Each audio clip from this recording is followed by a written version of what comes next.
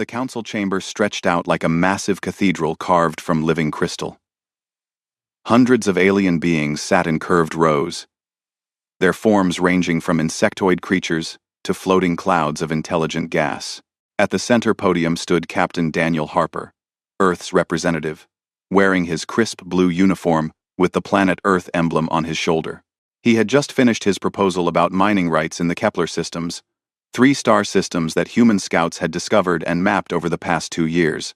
Systems that Earth had invested billions of credits to survey and prepare for resource extraction. The silence that followed his speech felt heavy and wrong. Then the laughter started. It began with a wet, gurgling sound from the methane-breathing delegates in the upper galleries. Within seconds, it spread through the chamber like wildfire. Clicks, whistles, chirps, and sounds that human ears couldn't even properly process all blended into a symphony of mockery. Ambassador Kelvarax of the Vorathian Empire rose from his seat. The reptilian alien stood nearly 8 feet tall, his scales glinting like polished emeralds under the chamber lights. His yellow eyes fixed on Daniel with something that looked disturbingly like amusement. "The human speaks of rights," Kelvarax said, his translator rendering his hissing speech into perfect English. "How charming. How absolutely primitive." He paused, looking around at the other delegates. "Shall we remind this child species of their place?" More laughter. Daniel felt Commander Lisa Morgan tense beside him. Her hand moved slightly toward her sidearm before Daniel gave her a subtle shake of his head. "Not here. Not now," Kelvarax continued, warming to his subject. "Earth has been part of this council for 12 years. 12 years. Some of us have civilizations that span 12,000 years. And in that time, what has humanity contributed? Nothing but demands and complaints. You discovered 3 systems? We have discovered thousands. You want mining rights? You should be grateful we allow you to mine anything at all." A crystalline being that looked like a walking diamond chimed in, its voice like bells. "The Vorathian speaks truth. Humanity lacks the wisdom to manage such resources. Perhaps Earth should focus on learning from its betters before making demands." Daniel gripped the podium, his knuckles turning white. He opened his mouth to respond, but Kelvarax cut him off. "In fact, I propose a motion." The Vorathian's smile showed far too many teeth. Earth should be redesignated as a protectorate species. They clearly need guidance. Adult supervision, as the humans might say. The chamber erupted in discussion. Daniel felt his heart pounding in his chest. A protectorate species. That meant Earth would lose its voting rights. Humanity would be subject to council oversight in all matters. They would become children in the eyes of the galaxy, forever dependent on alien approval for every decision. "I second the motion," the crystalline being announced. "This is outrageous," Lisa whispered harshly. We should remain calm," Daniel interrupted quietly, though every instinct screamed at him to act, to fight, to make these smug aliens understand that humanity was not weak. But he was one man in a room of hundreds. Earth had 12 ships capable of faster-than-light travel. The Vorathian Empire alone had thousands. This wasn't a fight humanity could win. Not here. Not now. The vote came swiftly. 46 species voted to strip Earth of the mining rights. Only humanity voted against it. The protectorate motion was tabled for a future session. But the message was clear. Earth existed at the pleasure of its betters. Kelvarax approached Daniel as the session ended. The massive reptilian looked down at him with barely concealed contempt. "You should thank us, human. We could have voted you off the council entirely. Be grateful for our mercy." Daniel met his gaze without flinching. "I'll be sure to pass along your kindness to my government. Do that, and tell them to remember their place. The universe is vast, and humanity is very, very small." As the Vorathian walked away, Daniel pulled out his encrypted communicator. He typed a single word: "Scorned." Lisa waited until they were in their private transport before speaking. "We can't let them treat us like this. We have to respond." "We will," Daniel said quietly. He looked out the viewport at the swirling colors of the nebula. beyond the station. But not how they expect. Back on Earth, in the underground command center beneath Geneva, President Claire Bennett read Daniel's message. She sat in silence for a long moment, then looked up at the military advisors and scientists gathered around her. "How long until Project Ghost is operational?" she asked. General Marcus Webb pulled up a holographic display. "The first wave of ships can launch in 72 hours, Madam President. The weapons systems are fully integrated. The new drives are tested and ready. And the colony evacuations? We can have all non-essential personnel pulled back to core systems within a week," Admiral Gregory Stone reported. "It'll look like we're consolidating due to the Council's decision." "Good." President Bennett stood, her expression hard. "Recall all diplomats, end all treaties, terminate every trade agreement. I want every human out of alien space within 5 days." "Madam President," Dr. Angela Ross spoke up, her voice uncertain. "If we do this, we're cutting ourselves off from the galaxy. They'll see it as surrender." Bennett smiled, but there was no warmth in it. "Let them believe we're running scared. While they celebrate, we prepare." The Council wanted to see humanity kneel. Instead, we're going to show them what happens when you push humans too far. She turned to face the display showing the Galactic Council chamber. "They scorned Earth today. They're about to learn that scorn has consequences. Tell our people to come home. Tell our shipyards to go to full production. And tell our scientists to unleash everything we've been hiding." General Webb grinned. "Finally, what are our rules of engagement?" "Simple," Bennett said. "Any alien military vessel that enters human space after the deadline is an enemy combatant. Any species that threatens our colonies will face immediate retaliation. We tried peace. We tried cooperation. We tried to be good neighbors. They laughed at us. Now they'll learn to fear us. Ender. Ender. Ender. Ender. Ender. Ender." She looked around the room at the determined faces of Earth's leadership. "Humanity has been preparing for this day since we first reached the stars. We knew that eventually, someone would test us. Well, the test has come, and we're going to pass it in ways they can't imagine." "Send the order," she commanded. "Operation Ghost Protocol is now active. Humanity is going dark." Commander Jake Sullivan watched the sensor displays with growing unease. His ship, the Pathfinder, was the most advanced reconnaissance vessel in Earth's fleet. Right now, those sensors were telling him something that made his stomach twist into knots. 6 Vorathian battle groups moving toward the Arcturus colony, his tactical officer reported. 3 Crystallix cruiser squadrons heading for New Haven. And the Zenthari Collective has positioned ships near all 3 of our major trade stations. Jake leaned back in his command chair. "They're coordinating. The Council humiliation was just the opening move. Sir, we're receiving priority orders from Earth Command," his communications officer announced.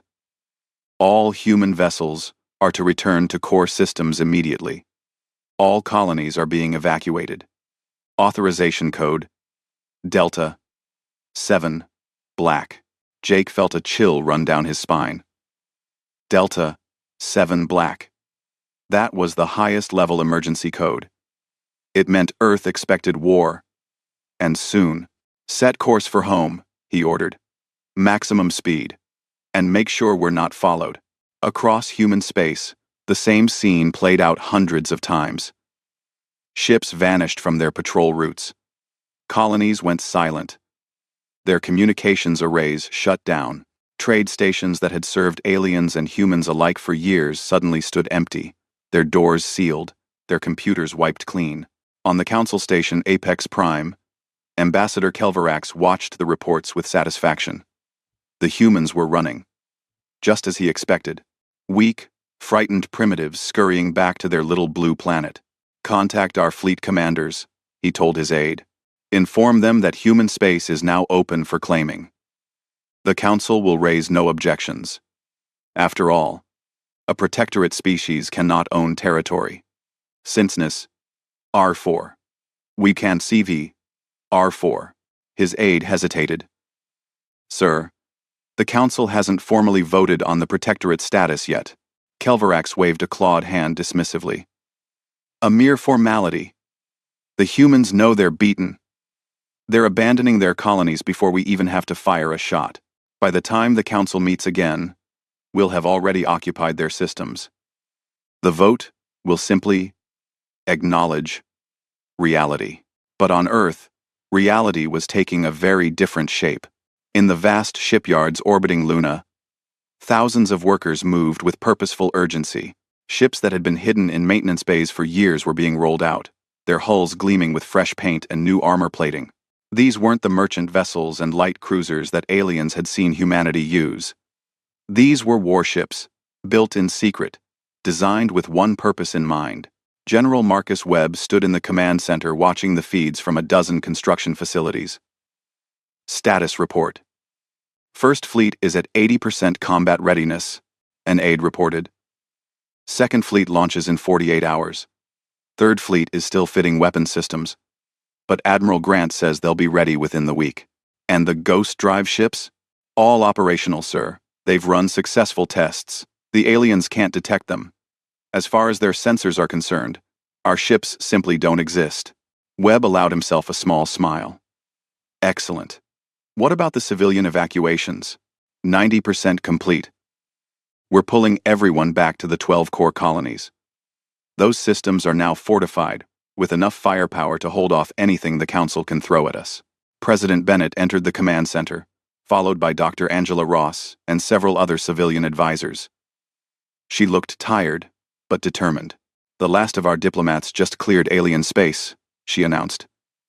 As of 10 minutes ago, Earth has withdrawn from all Galactic Council treaties. We are officially alone. The room fell silent. For 12 years, humanity had worked to build relationships with alien species. They had traded, negotiated, compromised, and tried to be good members of the galactic community. Now, all of that was gone. How are the other species reacting? Webb asked. Dr. Ross pulled up a holographic display showing intercepts of alien communications. Celebration, mostly. The Vorathians think we're surrendering. The Crystallics are already dividing up our territory. Most species believe we're retreating because we're afraid. Good, Bennett said. Fear is the last thing I want them to feel right now. Let them be confident. Let them be careless. She turned to address the room. People, humanity has spent 12 years smiling and nodding while aliens treated us like children. We've been patient. We've been careful. And the whole time, we've been preparing. Every insult we endured, every dismissal, every time they looked down on us, we were learning, studying, building. She gestured to the displays, showing Earth's hidden military might. We let them think we were weak, because weak enemies aren't worth watching carefully. We let them believe we were primitive, because primitives don't pose threats. And while they weren't watching, while they weren't worried, we became the most dangerous species in the galaxy. Admiral Gregory Stone stepped forward. Our intelligence suggests the Vorathians will move on Arcturus within 72 hours. They're sending a moderate force, because they expect no resistance. Then let's give them a surprise, Bennett said.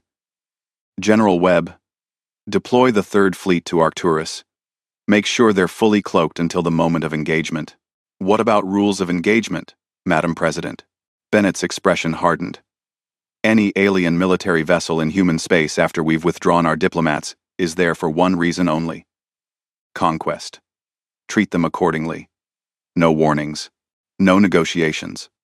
Just make sure they understand that invading human territory is the last mistake they'll ever make. Across the solar system, activity intensified. The massive construction project near the sun, something the aliens had dismissed as primitive solar research, revealed its true nature. Project Helios was a weapon, the largest ever built by any species. It could channel stellar energy across vast distances, turning the sun itself into humanity's defender. In secret bases on Mars and the moons of Jupiter, Thousands of automated drones came online.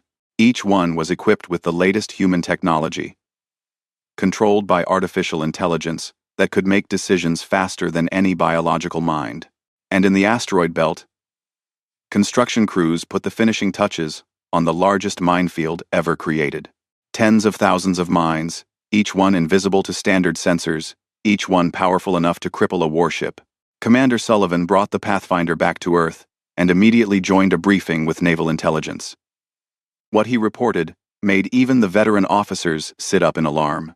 "They're coming in force," he said. "Not just the Vorathians. At least 6 species have formed a secret alliance. They plan to carve up human space between them. They think we'll either surrender immediately or be crushed in a matter of days." 6 species, Bennett repeated.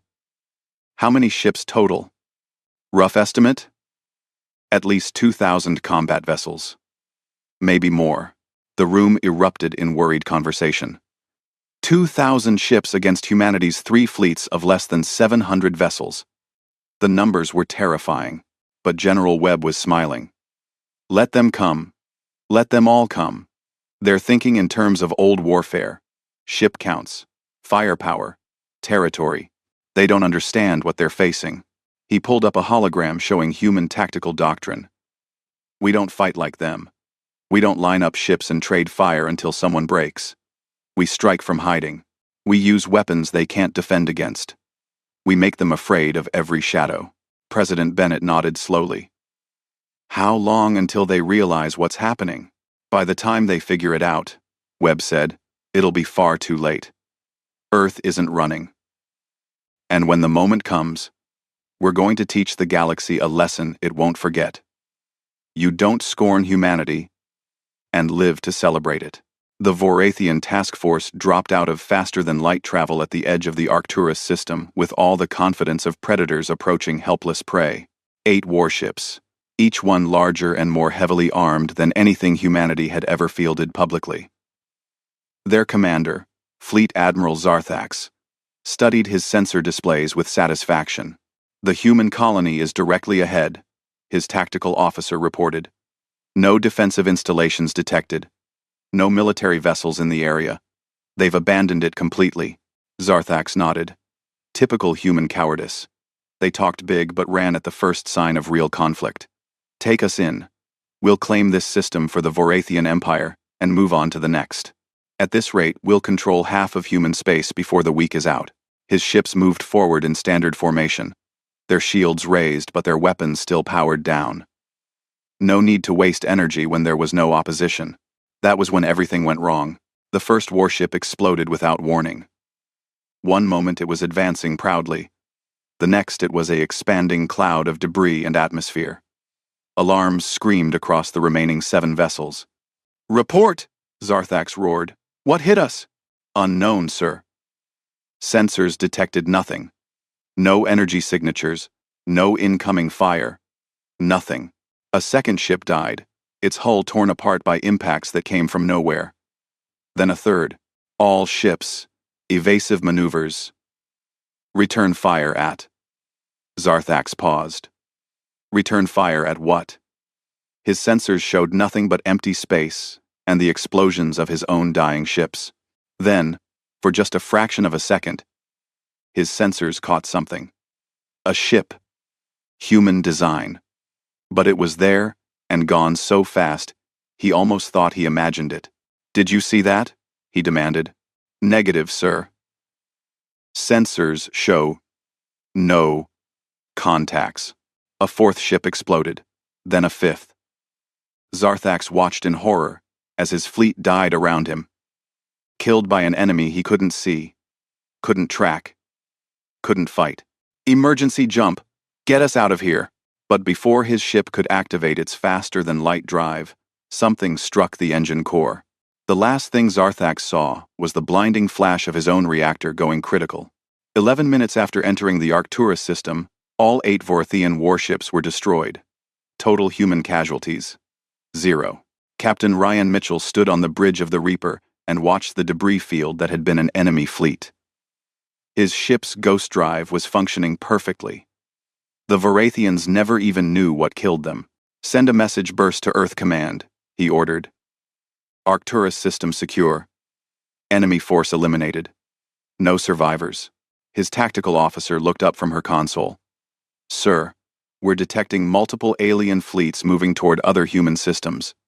Looks like the Vorathians weren't alone. Good, Ryan said quietly. Let them come. We need to send a message. And you can't send a message with just one dead fleet. Back on Earth, in a secure laboratory deep beneath the Rocky Mountains, Dr. Henry Liu gave a presentation to the global military leadership. On the holographic displays behind him, the battle at Arcturus played out in perfect detail. As you can see, he explained, the Ghost Drive works exactly as designed. It doesn't just hide our ships from sensors, it bends space around the vessel, making it effectively invisible to all known forms of detection. The aliens think we're using simple stealth technology. They don't understand that we've fundamentally changed the nature of space combat. President Bennett studied the footage with interest. What about the weapons? Those weren't standard missiles. Kinetic lances, Madam President. We accelerate microscopic particles to near light speed, using magnetic fields. They hit with the force of nuclear weapons, but leave no radiation signature. The aliens can't defend against them because their shields are designed to stop energy weapons and missiles. These slip right through. And Admiral Sophie Grant, commander of the Third Fleet, asked the critical question. How many ships do we have equipped with this technology? All of them, Dr. Liu said. Every vessel in our 3 fleets has the Ghost Drive and kinetic lances as standard equipment. We also have the neural command networks that let our crews coordinate and react faster than any biological crew should be able to. And we have fusion warheads for when we want to send a really clear message. General Webb pulled up a tactical map showing alien fleet movements. We have 6 species moving against us simultaneously. The Vorathians just learned what happens when you invade human space. Time to teach the lesson to everyone else. Over the next 72 hours, the lesson was delivered with brutal efficiency. The Crystallix Collective sent 12 ships to claim the New Haven colony. They found the colony apparently abandoned and moved in to take possession. The moment they entered orbit, the entire asteroid field around the planet came alive. Thousands of automated drones, each one barely larger than a person, swarmed the Crystallix vessels. The aliens tried to fight back, but there were too many targets, moving too fast, attacking from too many directions at once. All 12 ships were destroyed in 18 minutes. The Zenthari Collective, insectoid creatures who operated through hive minds, thought their coordination would give them an advantage. They sent 20 ships against the human colony on Kepler Prime. Admiral Grant's Third Fleet met them in open space. The Zenthari, seeing only 7 human vessels against their 20, pressed the attack. Then the human ships vanished from sensors, and the slaughter began. The Zenthari tried everything, flooding space with every sensor type they had, firing blindly in all directions. Nothing worked. One by one, their ships died. The few survivors fled in panic, broadcasting warnings about ghost ships that killed without being seen. The other species, seeing the carnage, hesitated. Could humanity really have become this dangerous? Had they been hiding this level of technology all along? Ambassador Kelvarax refused to believe it. In an emergency council session, he stood before the assembled aliens and declared that the reports were exaggerated. The humans got lucky, he insisted. They caught our forces by surprise with some clever tricks. But tricks only work once. We need to show them real power. I'm calling for the formation of a grand armada. Let every species contribute ships. Together, we'll crush humanity once and for all. Many species were reluctant. They'd seen what happened to the Vorathians and Crystallix. But fear of Kelvarax and his political influence won out. Within a week, plans were made. 800 warships from 20 different species would gather and strike at Earth itself. While the aliens prepared their massive fleet, Captain Daniel Harper sat in President Bennett's office. He had returned from his humiliation at the council. And now, he watched with grim satisfaction as reports came in of alien fleets being destroyed. They still don't understand, he said. They think this is about superior technology. They think if they just bring enough ships, they can win. Bennett nodded. What they don't understand is that we didn't just develop new weapons. We changed our entire approach to warfare. Every human ship is commanded by people who grew up studying military history. We learned from every conflict Earth ever fought. We know how to adapt, how to improvise, how to win against larger forces. The Grand Armada will come to Earth, Harper said. Kelvarax won't accept defeat until he sees our homeworld. I know. General Webb is already preparing. When they arrive, they're going to learn what happens when you back humans into a corner. The Council scorned us. They treated us like children. They thought we were weak. She smiled. But it was the smile of a predator. They're about to discover that the most dangerous thing in the universe is a human you've underestimated. The Grand Armada dropped out of faster-than-light travel at the edge of the solar system like an approaching storm. 800 warships from 20 different species, arrayed in formations that stretched across millions of kilometers of space. It was the largest military force ever assembled in galactic history, and its target was a single planet. On the bridge of the flagship, a massive Crystallix dreadnought, Hive Mind Construct 7, surveyed the scanner displays. The crystalline being's thoughts were shared instantly among all Crystallix vessels, giving them coordination that individual species could never match. Detect human defenses, it commanded through its mental network. The tactical officer, another Crystallix, responded immediately. Long-range sensors show minimal activity. Earth orbital stations are active, but weapon systems appear to be offline. No capital ships detected in the inner system. The humans are unprepared. Ambassador Kelvarax, present aboard the flagship as the Council's official observer, clicked his jaws in satisfaction. They were arrogant enough to fight when alone. Now they see true power and hide like prey animals. The Grand Armada began its advance, confident and unstoppable. They made it exactly as far as the asteroid belt between Mars and Jupiter. The first indication something was wrong came when 3 Vorathian cruisers simply vanished. Not destroyed in explosions, just gone. Sensors showed they were there one moment. Then, space folded in on itself, and the ships ceased to exist. What was that? Kelvarax demanded. Before anyone could answer, the space around the Armada erupted in fire. Thousands upon thousands of mines, each one invisible to sensors, until it detonated, activated simultaneously. The carefully ordered formations dissolved into chaos as ships tried desperately to avoid the blasts. Evasive maneuvers. Construct. 7 commanded across the mental network. All ships scatter, and M. The order was cut off as something struck the flagship's shields. Not missiles, not energy beams. Solid objects, moving at impossible speeds, punching through shields that should have stopped anything. The Crystallix dreadnought shuddered under the impacts. Then the drones came, from hidden bases on Jupiter's moons, from the asteroid belt itself, from every direction at once. Tens of thousands of automated fighters swarmed into battle. Each one was small, fast, and controlled by artificial intelligence that could process tactics faster than any biological brain. They moved in patterns that seemed random, but were actually precisely calculated to maximize damage and confusion. Lieutenant Amy Brooks sat in the cockpit of her experimental fighter, leading her squadron through the chaos. Her helmet's display showed hundreds of targets, and the neural interface linked her mind directly to the ship's weapons systems. Alpha Squadron, focus on the Crystallix cruisers, she commanded. Target their resonance points. Her people knew what to do. The weapons they carried had been designed specifically for this enemy. Dr. Liu's team had discovered that Crystallix biology relied on specific harmonic frequencies to maintain cohesion. Disrupt those frequencies, and the aliens literally fell apart. Amy locked onto a Crystallix destroyer and fired. The weapon sent a pulse of sound through space, carried by plasma fields. The destroyer's hull began to vibrate, then crack, then shatter. The crew inside fragmented into millions of pieces of broken crystal. That's for New Haven, Amy whispered. The battle spread across the solar system.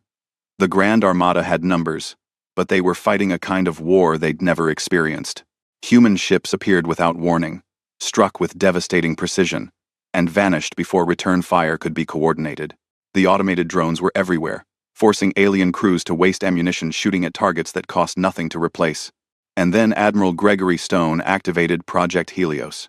The massive structure near the sun had taken 5 years to build. It was a ring of collectors, each one the size of a city, positioned to channel solar energy into a single focused beam. The aliens had known about it. They'd seen the construction.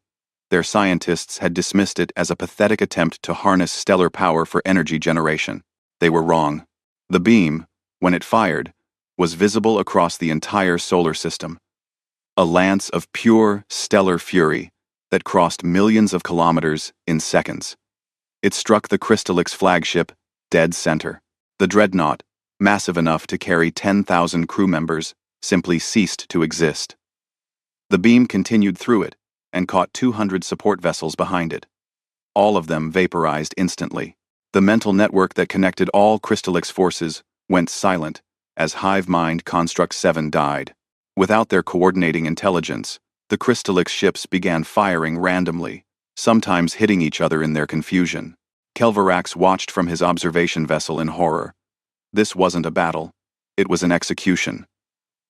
The humans had turned their entire star system into one massive weapon. Every asteroid, every moon, every piece of space debris had been converted into something deadly. Retreat! He broadcast across all channels. All ships retreat immediately. But retreating from the solar system was harder than entering it.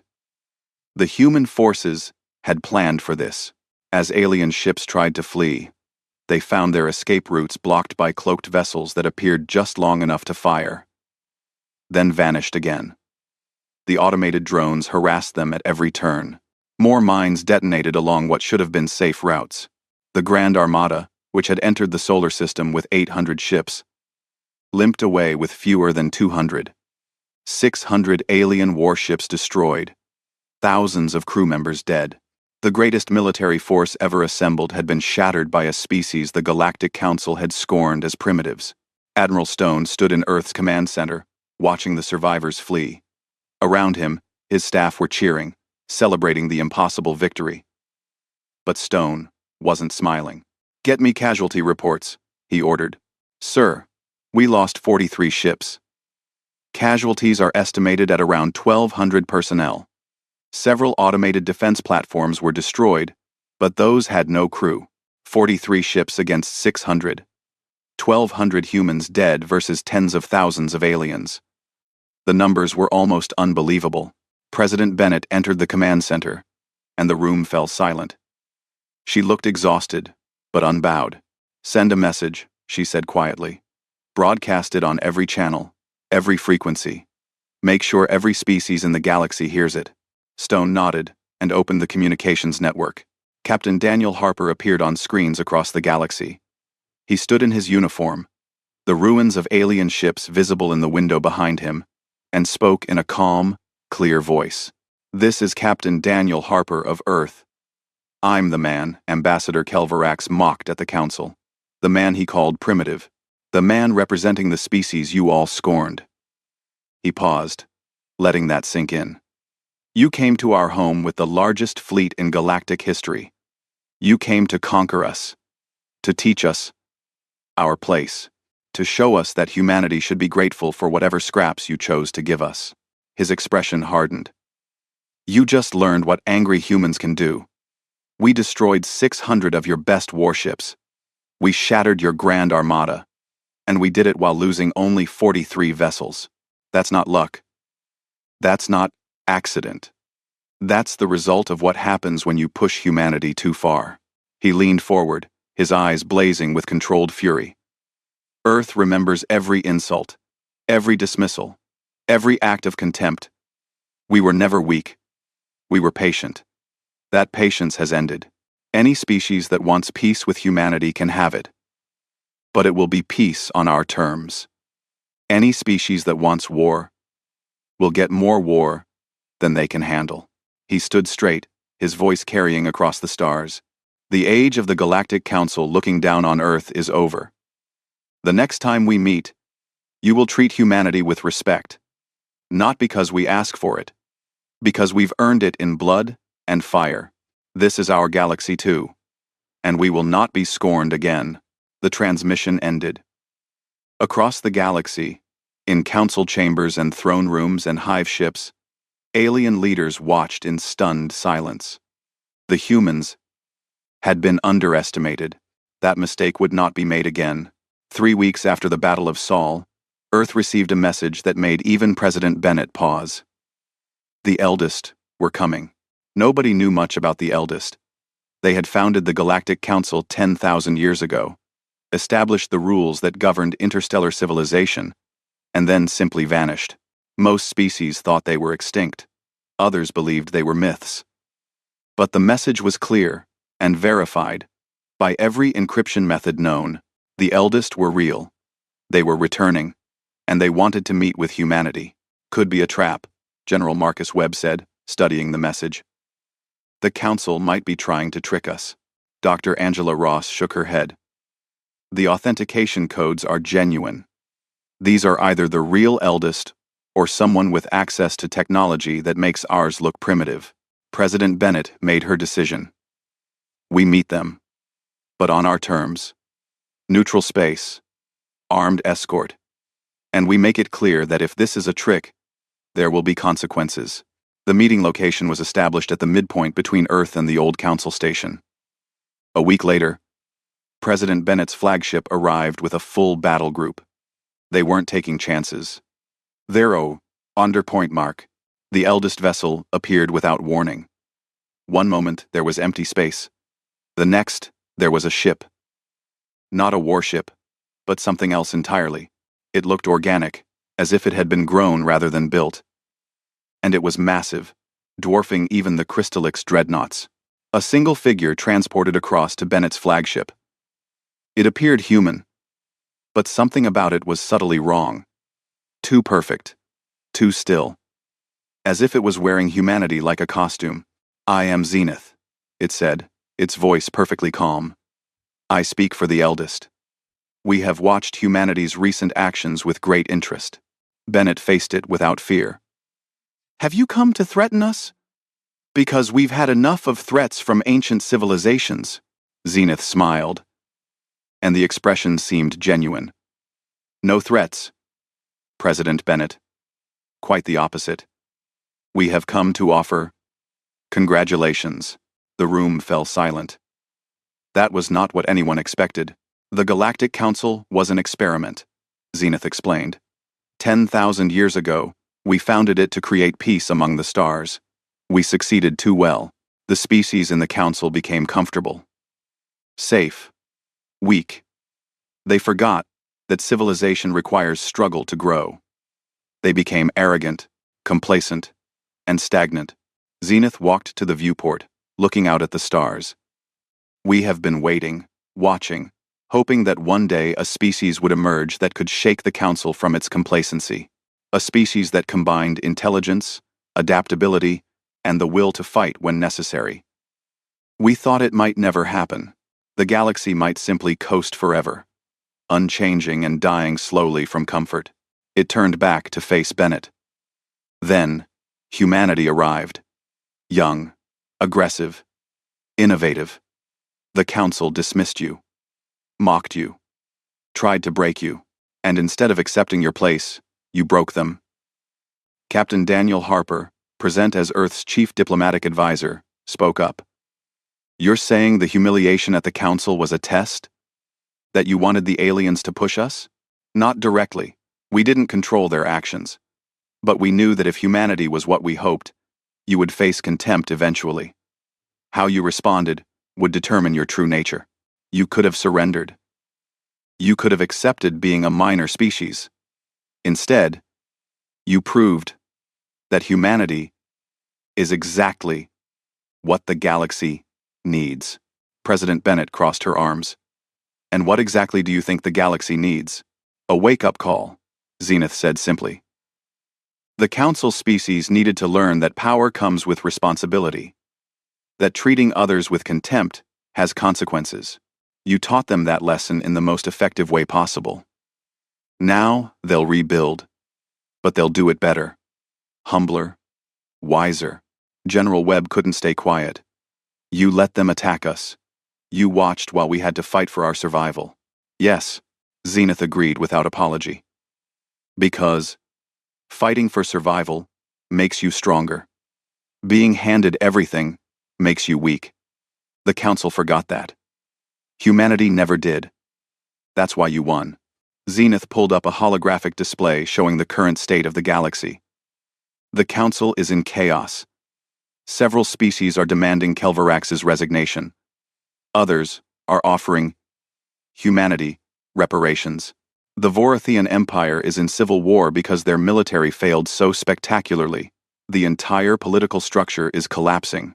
Good, Bennett said coldly. They earned it. We agree. Now comes the important part. The galaxy needs a new order.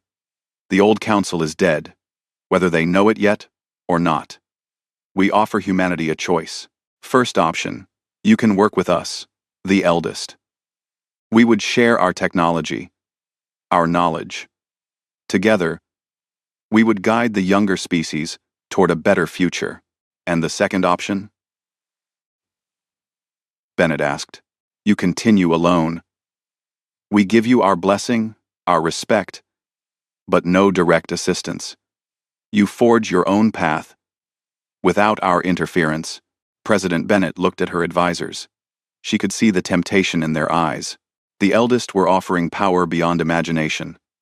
Technology that could make humanity gods among the stars. But she thought about the journey that had brought them here. 12 years of being dismissed and insulted. Years of patience and preparation. The moment when they finally stood up and showed the galaxy what humans could do. Neither option, she said finally. Zenith raised an eyebrow.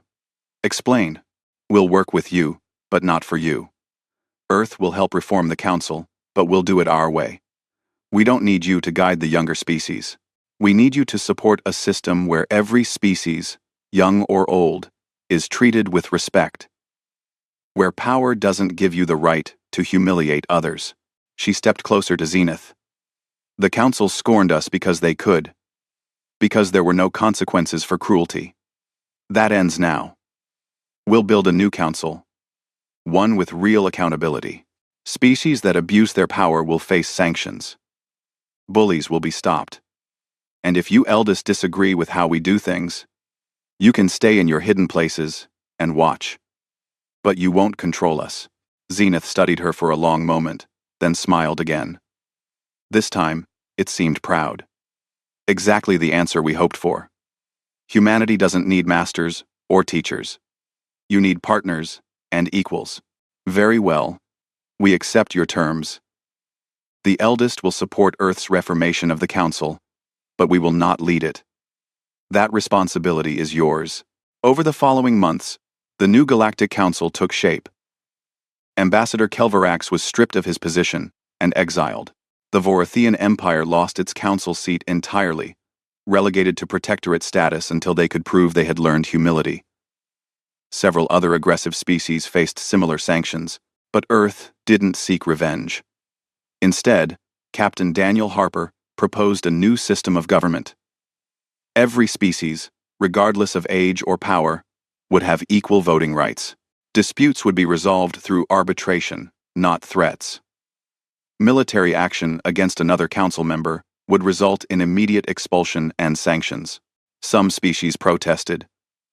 They had enjoyed their privileged positions, but they had also seen what happened when you pushed humanity too far. And none of them wanted to face Earth's military again. 6 months after the Battle of Sol, the new Galactic Council held its first official session. The chamber looked different now. Instead of the old amphitheater design where elder species sat in positions of honor, the new chamber was a circle. Every species equal. Every voice heard. Captain Daniel Harper stood at the podium to open the session. The same podium where he had been humiliated. But now the aliens watching him did so with respect. Or at least caution. Welcome to the Reformed Galactic Council, he said. This is a new beginning for all of us. The old system was built on hierarchy and fear. Species competed to prove their superiority, and the weak suffered for it. That system died when the Grand Armada fell. He looked around the chamber, meeting the eyes of various alien representatives. Earth didn't destroy the old council out of spite. We did it because we had no choice. You backed us into a corner, and humans don't surrender when cornered. We fight, and we win. Several aliens shifted uncomfortably. The memory of humanity's victory was still fresh. But fighting isn't the goal, Harper continued. Peace is the goal. Cooperation is the goal. A galaxy where every species can thrive without fear of being scorned or conquered. That's what we're building here. Not through strength alone, but through justice. He paused, then added quietly. The old council looked down on Earth. They called us primitive, told us to be grateful for scraps. They learned the cost of that arrogance. Now we move forward together. As equals. As partners. And if anyone forgets the lessons of the past, if anyone returns to the old ways of contempt and cruelty, they'll face consequences. Not from humanity alone, but from all of us. The chamber was silent. Then, slowly, species began to signal their agreement. Not all of them. Not yet. But enough. The new order was beginning. After the session, President Bennett met with Captain Ryan Mitchell, now promoted to Admiral and given command of Earth's expanding fleet. He had become a hero. The man who destroyed the first alien fleet at Arcturus. How does it feel? She asked. Being the face of humanity's military might? Replic. Ryan shrugged. Strange. I didn't join the military to become famous. I did it because someone needed to protect Earth when the politicians couldn't. And now the politicians are in charge again, Bennett said with a slight smile. Does that bother you? No. No, ma'am. War is what you do when diplomacy fails. We had to fight because the old council wouldn't listen. Now, they're listening. That means we succeeded. With luck, future generations won't need to fight like we did. Maybe, Bennett agreed. But they'll need to remember that peace has a price. The old council forgot that. They thought their power made them invulnerable. We taught them otherwise. She looked out at the stars visible through the station viewport. Earth sought peace for 12 years. We were patient, humble. We tried to be good neighbors. They scorned us for it. So we showed them what happens when you mistake patience for weakness. Ryan nodded. And now? Now we make sure it never happens again. To us or anyone else. That's humanity's role in the galaxy now. Not conquerors, not rulers, but guardians. We'll make sure that no species ever has to endure what we did. She turned back to him. The Council scorned Earth. They're going to spend the next century regretting it. And in that time, we're going to build something better. A galaxy where respect is earned through cooperation, not fear. Where power doesn't give you the right to hurt others. Admiral Ryan Mitchell saluted. Yes, ma'am. And if anyone threatens that vision, President Bennett's expression hardened. Then we remind them why you don't scorn humanity. The lesson is taught. Now we see if they learned it. The galaxy had entered a new age. An age where Earth wrote the rules.